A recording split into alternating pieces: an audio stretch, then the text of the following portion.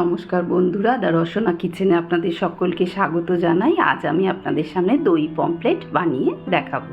তার জন্য আমি একটা বাটিতে 1 চামচ সাদা সর্ষে, 1 চামচ কালো সর্ষে, 2টো কাঁচা লঙ্কা আর অল্প সামান্য নুন দিয়ে একটু জল দিয়ে একটা পেস্ট বানিয়ে রেখে দেবো। এবার আমি এখানে পমফ্রেট মাছ নিয়েছি। পমফ্রেট মাছগুলোকে ভালো করে ধুয়ে পরিষ্কার করে নিয়ে পরিষ্কার মাছগুলোর ওপরে আমি একটা আধখানা লেবুর রস দিয়ে দেবো। দিয়ে তার মধ্যে পরিমাণ মতো নুন, পরিমাণ মতো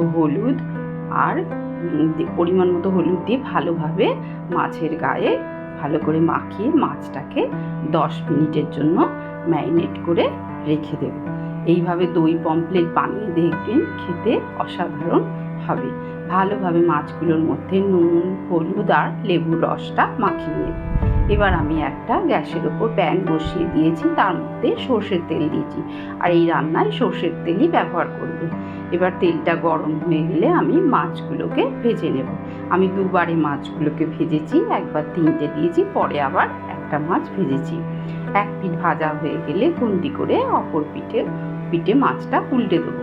এইভাবে উল্টে পাল্টে মাছগুলোকে খুব ভালো করে ভেজে নেব। আমার ভিডিওটা যদি ভালো লাগে লাইক করবেন, কমেন্ট করবেন, শেয়ার করবেন আর আমার চ্যানেলটাকে সাবস্ক্রাইব করে প্লিজ আমার পাশে থাকবেন। এইভাবে মাছগুলোকে লাল লাল করে ভেজে নেব। ভেজে নিয়ে গ্যাসের ফ্লেমটা হাই করেই ভেজে নেবেন, বেশি টাইম নিয়ে ভাজার দরকার নেই। দিয়ে মাছটা ভাজা হয়ে গেলে আমি তুলে নেব। নিয়ে ওই তেলের মধ্যে আস্তে আস্তে ধীরে ধীরে মাছগুলোকে তুলে নিতে হবে। ওই তেলের মধ্যে অল্প একটু কালো জিরে আর দুটো চেরা কাঁচা লঙ্কা ফোড়ন দেবো। ফোড়ন থেকে সুগন্ধ বেরোলেই তার মধ্যে আমি ওই সর্ষের পেস্টটা দিয়ে দেব। দিয়ে সর্ষের পেস্টটা দিয়ে একটু নাড়াচাড়া করব। তারপর আমি 2 চামচ পোস্ত আর একটা শুকনো লঙ্কা ভালো করে জল দিয়ে বেটে রেখেছিলাম। এটা আপনারা একসাথেও বাটতে পারেন, আমার কাছে বাটা আলাদা ছিল তাই আমি আলাদা দিলাম। আপনারা সর্ষের সঙ্গেও বেটে নিতে পারেন পোস্তটা। একটু নাড়াচাড়া করে নিয়ে এখানে আমি 1 কাপ ফ্যাটানো টক দই দিয়ে দেবো। টক দই দিয়ে গ্যাসের ফ্লেমটাকে লো করে ভালোভাবে দইটাকে পোস্ত, সর্ষের সব পুরোটার গ্রেভির মধ্যে ভালোভাবে দইটাকে মিশিয়ে নেব। খুব ভালোভাবে ধীরে ধীরে দইটাকে মিশিয়ে নেবেন। তারপর আমি যখন দইটা মিশে যাবে তখন আমি এর মধ্যে ওই পোস্তর বাটিটা ধুয়ে কিছুটা জল দিয়ে দেবো।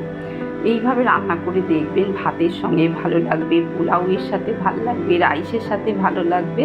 পমফ্রেট মাছ তো অনেক রকমভাবে রান্না করা যায়, এই দই পমফ্রেটটা করে দেখবেন, দারুণ খেতে লাগবে।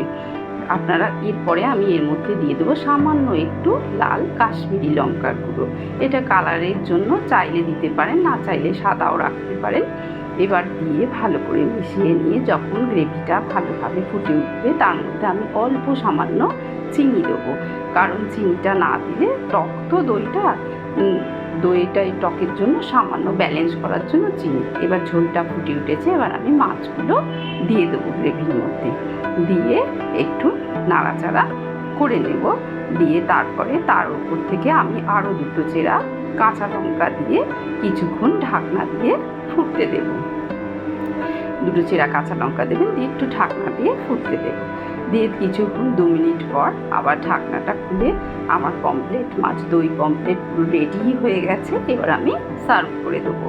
আর দেখুন কত সুন্দর দেখতে হবে, আর খেতেও খুব সুন্দর হবে। আপনারা রান্না করে দেখবেন, ভিডিওটা ভালো লাগলে লাইক করবেন আর আমাকে জানাবেন রান্না করে কেমন খেতে হয়েছে। যারা আমার ভিডিওটা ফেসবুক থেকে দেখছেন তারা ভিডিওটা লাইক করে পেজটাকে ফলো করে দেবেন।